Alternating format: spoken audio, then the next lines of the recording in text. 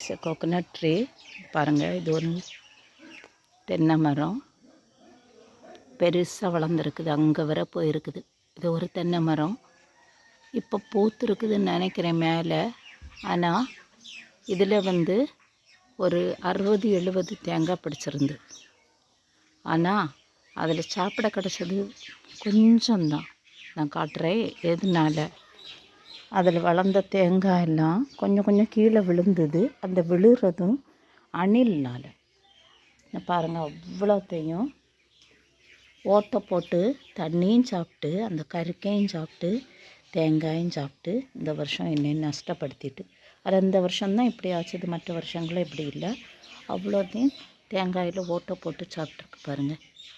அதுக்கு பிறகு அது தானாக கீழே விழுது. ஏன்னா அந்த அணில் ஏறிக்கிட்டே இருக்கும். எதுனால இப்படி ஆகுதுன்னு ஒரு நாள் கவனமாக பார்க்கும்போது அணில் தான் கொஞ்சம் பெரிய சைஸ் அணில், மர அணில் நினைக்கிறேன். ரொம்ப பெரிய சைஸு இப்படி ஓட்டை போட்டு அந்த தேங்காய் ரொம்ப பெருசு கூட. உள்ளாலேயும் தேங்காய் பெருசாக இருக்கும். இது கேரளாவிலேருந்து கொண்டு வந்த தேங்காய்.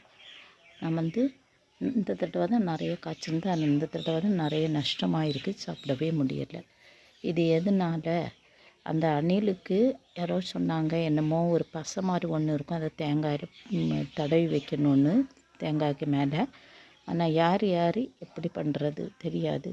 நான் ரொம்ப மனசுக்கு கஷ்டமாக இருந்து இது மர அணில் நினைக்கிறேன்.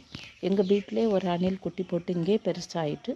ஆனால் அந்த அணில் தான் இப்படி நஷ்டப்படுத்துச்சா அல்லது வேறு அணிலாக தெரியலை. சில நேரம் நம்ம கஷ்டப்பட்டாலும் அதுக்கு பலன் கிடைக்காம போயிடும். ஆனால் நம்ம மனம் தளரக்கூடாது. திருப்பியும் we should go on proceeding.